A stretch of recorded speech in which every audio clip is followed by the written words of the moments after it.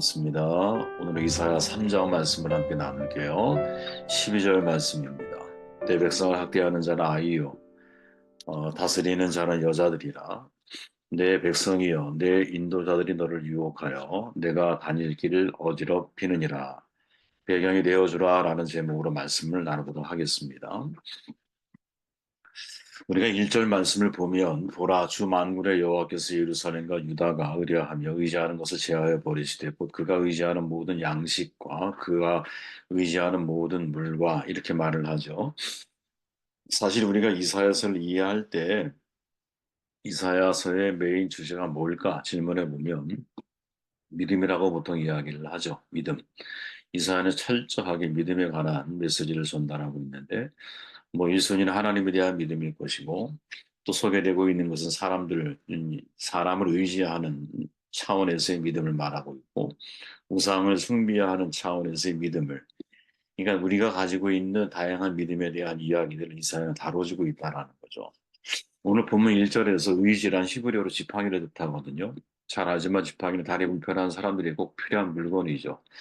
또한 양을 인도하는 목자에게도 아주 중요한 도구이죠. 한치 앞을 내다보지 못하는 양 같은 인간을 바른 길로 인도하기 위해서 필요한 것이죠. 근데 유다 사람들은 목자이신 여호와 외에 다른 것을 마치 지팡이처럼 의지하며 사는 불신앙적인 모습을 버리지 못하고 있죠.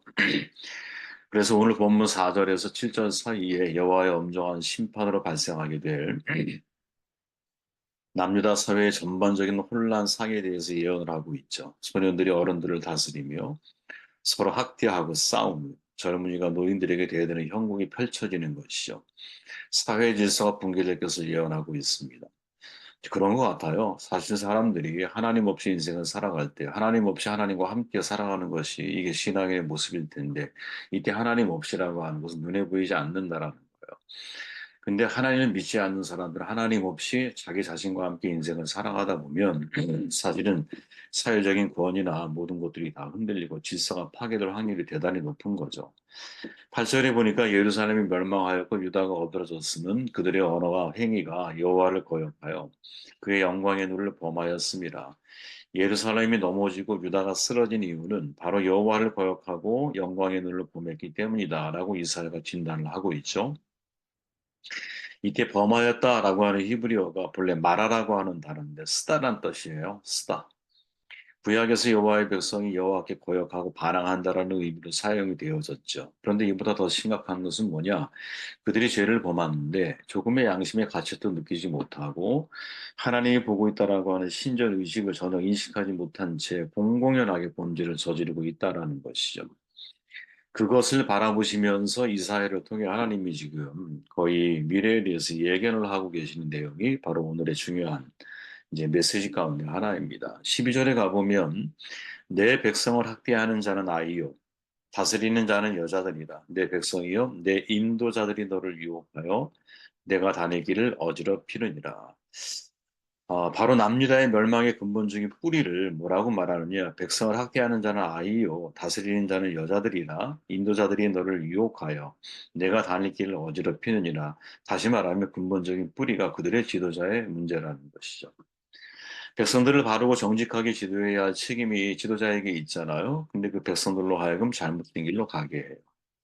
주목해야 할 표현이 뭡니까? 아이라고 번역을 하죠. 알랄이라고 하는 히브리어인데 구약에 18번이 사용이 되고 아이로 번역된 곳이 오늘 이 본문이 유일해요. 그리고 나머지 17번은 뭐라고 사용되느냐? 더럽히다, 모욕하다, 조롱하다 이런 뜻이거든요. 다시 말하면 통치자 네 아이처럼 미숙하고 불완전하고 무책임하고 어그러진 정책을 펼치고 온전한 방향으로 사람들이 이끌어가지 못할 때 사람들이 얼마나 괴롭고 고통을 받을 수 있는가. 여기에 대한 한축적인 표현으로 오늘 이 본문이 사용이 되어지고 있거든요. 우리가 잘 생각해 보면 뭐 아이의 특징이죠. 이제 아이와 어른의 차이가 있다면 아이는 자기밖에 모르잖아요. 타인을 배워가는데 시간이 오래 걸리잖아. 그죠? 하루아침에 이루어지는 게 아니잖아요, 사실은. 타인을 의식하고 배려하는 수준까지 간다면 이제 조금 조금씩 철이 들어가는 것이죠. 아이에게는 언제나 인생의 주인공 나예요. 나 외에 다른 모든 사람들은 나의 배경이 되어야 할 존재로 인식을 하죠. 근데 이러한 아이 같은 성정을 가지고 있는 좀 미숙한 사람이 지도자가 되었어. 그 지도자가 백성을 이끌고 있어. 당연히 백성은 공경에 처하기 마련이죠. 오늘 우리가 주목할 만한 바로 내용이 바로 이거라는 거예요. 데이비드 히넌과 워렌 베니스가 공주한 위대한 2인자들 전에 한번 제가 소개해드린 적이 있죠. 역사의 1인자를 만나 아름다운 2인자에 대한 이야기거든요. 위대한 역사가 만들어질 때, 그 위대한 지도자가 세워질 때 항상 그 배후에는 위대한 2인자들이 있었다는 거죠. 빌 게이츠 꿈이 실현되도록 도운 사람이 스티브 말머잖아요. 그죠? 트루먼 대통령의 지시에 따라서 힘든 중국과의 협상 테이블에 앉았던 조지 마셜.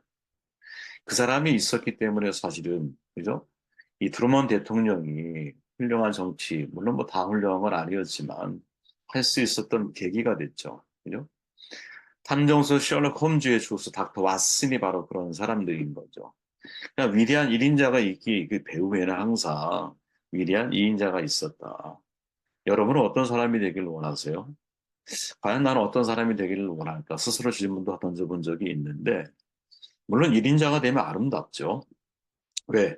2등은 아무도 기억하지 않는다라는 광고 카피가 있잖아요. 그래서 사람들이, 특히 우리 아이들이 이제 경쟁 사회에서 성장해 나아가는 과정에서 아름다운 2등이 있어야 1등이 아름다운 법인데 사실은 이것을 피부로 느끼고 그렇게 인생을 살라고 말하는 사람들은 그런 부모들은 흔치 않죠. 그죠?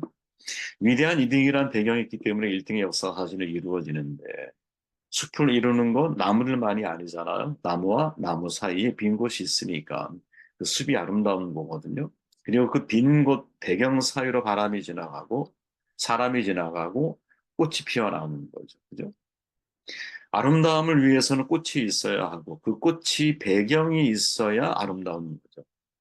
코스모스 정말 길 가면 너무 아름답잖아요. 저도 개인적으로 코스모스를 좋아하는 편인데 근데 코스모스 자체의 아름다움도 있지만 그것이 어떻게 들판에 쫙 펼쳐져 있을 때, 즉 배경이 있을 때 사실은 아름다운 거 아니겠습니까? 1953년도 5월 29일 11시 반에 우리가 잘 아는 에드먼드 힐러리죠. 어떤 새도 넘을 수 없다는 전설이 깃들어진 에베레스트 산. 이제 정상에 우뚝 서잖아. 인류 최초의 정목이거든요.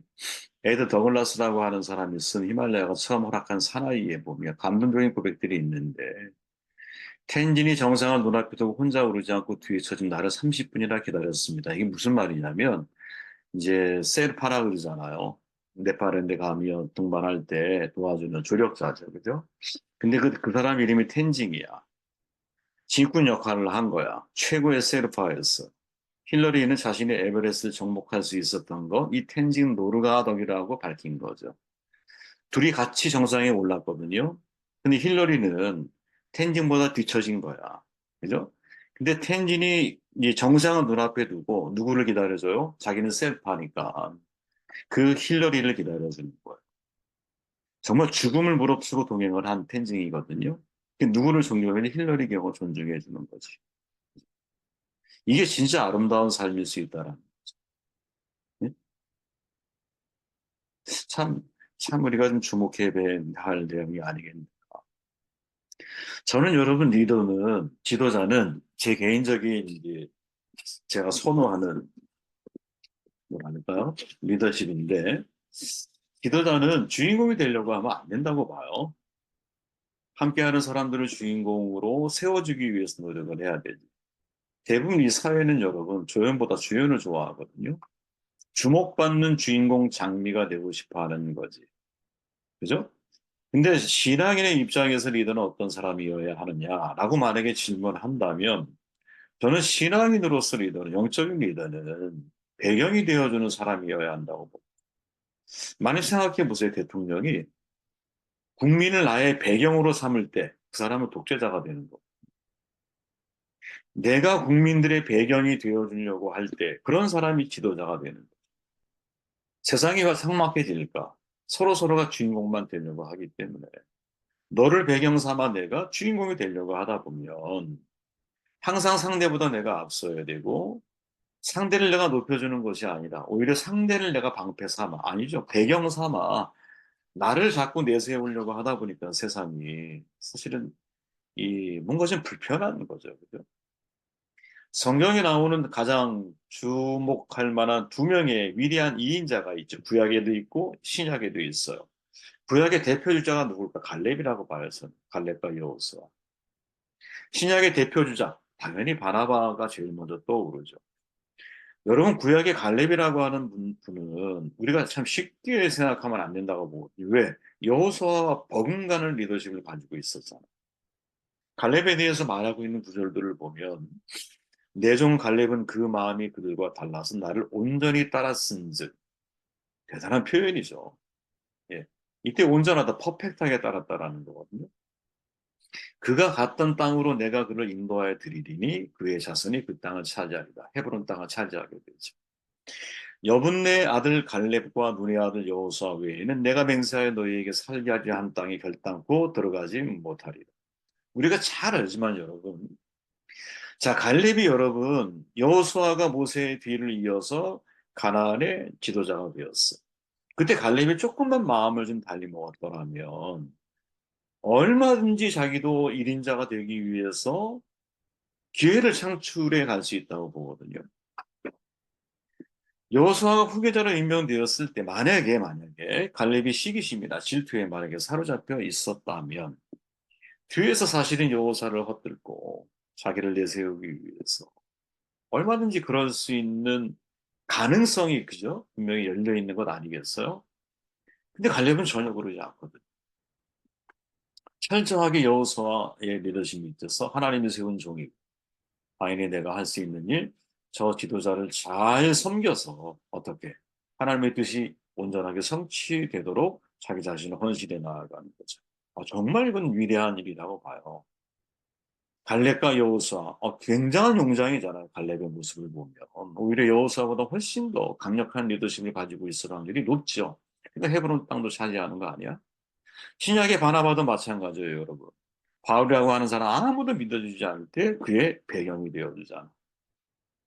그죠? 사도들이 아무도 안 믿어. 왜? 과거의 그의 전력을 너무나 잘 알기 때문에.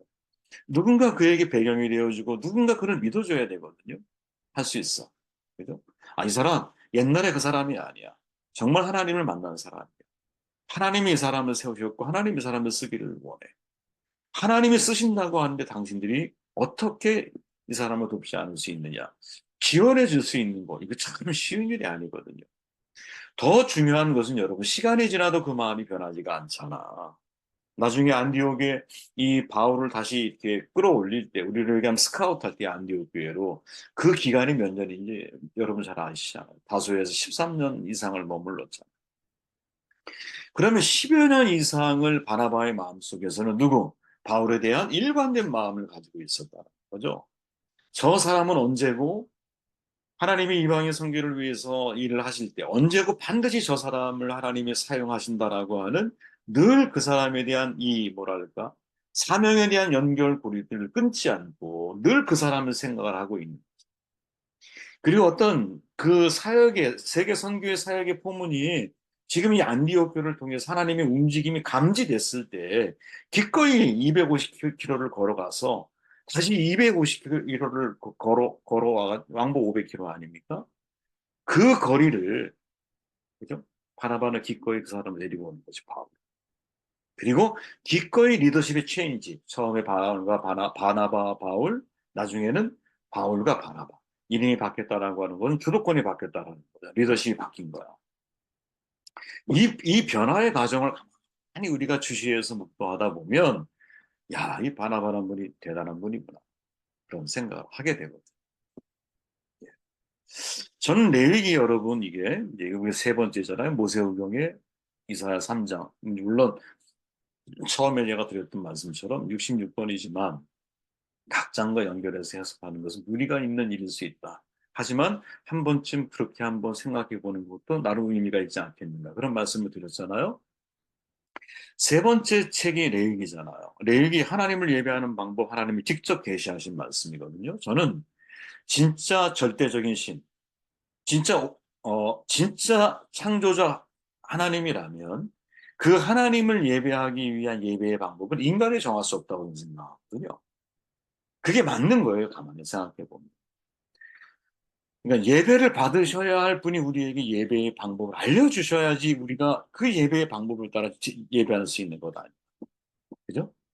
근데 그 레위기 27장 마지막 장이 뭐를 다룹니까? 서원을 다룹니다. 아니, 제사로 시작해서 마지막 서원은 끝날까? 제가 그런 질문을 던졌었죠. 하나님께 무엇인가를 드리겠다고 약속하고 어떤 것을 하겠다라고 내가 약속을 하는 구별과 결단을 의미하거든요. 왜 레위기가 서원 이야기로 마무리되고 있을까? 그런 질문을 제가 던졌어요. 레위기가 하나님을 예배하는 것을 목적으로 쓰여진 말씀이라 할 때 서원은 하나님을 위한 헌신을 말합니다. 자신을 드림으로 참된 월시퍼, 예배자가 되는 거예요. 지도자가 하나님을 향해 어떤 헌신을 해야 할까? 두 가지 헌신을 해야 한다고 보거든요. 첫째는 기름 부은 왕이니까 바른 예배자가 되려고 헌신해야 돼. 왕들의 실패한 부분이 바로 이런 부분이었죠. 그죠? 하나님을 예배하는 데 있어서 이들이 점점점 식어가는 마음이 있었어. 둘째, 백성들을 향한 올바른 지도자가 되려고 하는 헌신이 있어야 된다고. 네. 지도자가 지도자의 자리에 서면 헌신하라라는 거지. 서원하라라는 거지. 어떻게? 예수 그리스도의 말씀처럼 으뜸이 되려고 하느냐? 섬기는 자가 되어야 돼. 종이 되어야 돼. 뭐 달리 표현해 보면 여러분, 으뜸이 되려고 하는 자, 우리는 이걸 되려고 하는다는 표현보다는 지도자의 위치에 있는 바로 그 사람들, 섬기는 자가 돼야 돼. 즉, 배경이 좀 되어줘야 되는 게 아니야. 그런 마음을 가지고 다른 사람을, 타인들을 우리가 대하기 시작할 때, 우리가 누구를 만나도 환영받는 사람이 되지 않을까요? 누구와 함께 한다 할지라도 내가 그 사람을 내 배경 삼아 나를 앞세우려고 하지 않고 내가 그 사람의 배경이 되어줘서 그 사람을 앞세워 주려고 하는 마음을 가지고 살아갈 수 있다면 그 속에 정말 선한 영향력이 나타나는 것이 아닌가 하는 생각을 해보게 되었습니다.